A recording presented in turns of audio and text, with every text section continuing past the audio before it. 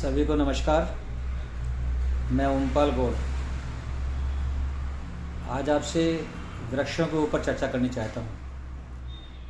हमारे जीवन में वृक्षों का हमारे जीवन के लिए कितना महत्व है, इस पर चर्चा करनी चाहता हूँ। हमारा देश ऋषियों, मुनियों, महात्माओं और संतों का देश है।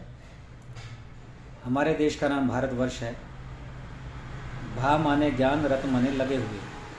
जिस देश के लोग ज्ञान की खोज में लगे रहते हों, ज्ञान प्राप्ति के लिए लगे रहते हों, अपना ज्ञान बढ़ाने में लगे रहते हों, ऐसी मातृभूमि को, ऐसे देश का नाम भारतवर्ष है।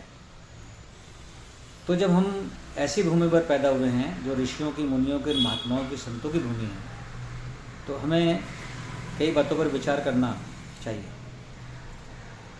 अब हम अपने जीवन में वृक्षों को लेते हैं। जिस तरह संतान के लिए माता पिता भगवान के रूप में होते हैं, ठीक वैसे ही पूरे समाज के लिए, पूरे प्राणी मात्र के लिए वृक्ष माता पिता की तरह ही होते हैं, क्योंकि ये हमें ऑक्सीजन देते हैं और इनके द्वारा दी हुई ऑक्सीजन से हम श्वास लेते हैं। अगर वृक्ष कम होंगे या वृक्ष कोई लगाएगा ही नहीं, या वृक्षों को काट दिया जाएगा, या वृक्षों की लगाने के बाद अनदेखी की जाएगी, तो मानव मात्र का इस धरती पर रहना बड़ा मुश्किल हो जाएगा। लेकिन हमारे देश में तो वृक्ष बड़ी मात्रा में लगाए जाते हैं। ऐसे लोग हमारे भारतवर्ष में हैं। उनकी रक्षा करने वाले भी बहुत लोग हैं। मैं समझता हूँ, अगर मैं इस बात को प्रतिशत में कहूँ तो 90 से 95% लोग वृक्ष लगाते हैं, चाहे वो 1 वृक्ष लगाएं, 10 लगाएं, 100 लगाएं, 1000 लगाएं, और उनकी रक्षा भी करते हैं, उनका सम्मान भी करते हैं। लेकिन इतने बड़े देश में, इतने बड़े परिवार में 140 करोड़ जिस देश में लोग रहते हों, उसमें 1-2% 2% ऐसे लोग हो ही जाते हैं जो वृक्षों का सम्मान नहीं करते। क्योंकि जो चीज़, जो वस्तु हमें निःशुल्क मिलती है, उसका हम सम्मान कम करते हैं। जैसे माता पिता हैं, उनका चिंतन सोते जागते, उठते बैठते, उनका पूरा जीवन अपने संतान के लिए समर्पित होता है।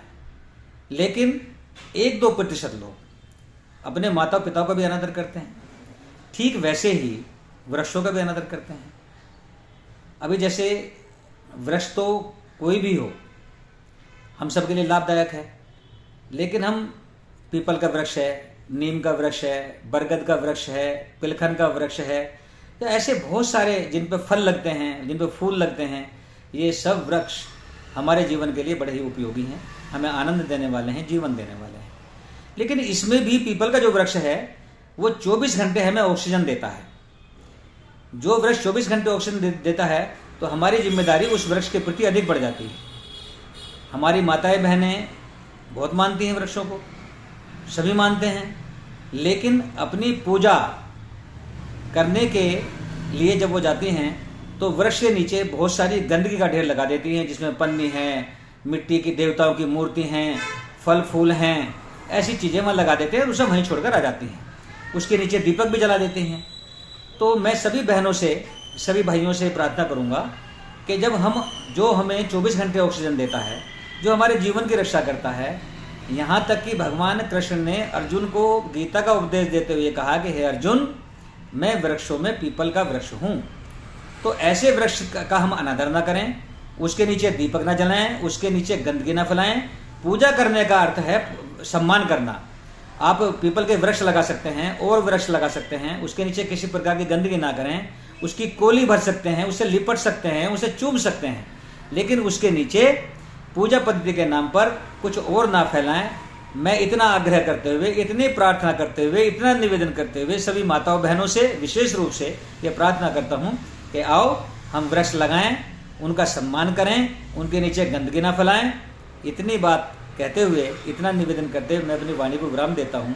आपका बहुत बहुत आभार। आपने मुझे सुना, मेरी बात पर चिंतन करेंगे, मुझे ऐसी उम्मीद है, और पीपल के नीचे, वृक्षों के नीचे गंदगी करना बंद करेंगे, इतना भी मुझे विश्वास है। धन्यवाद। नमस्कार।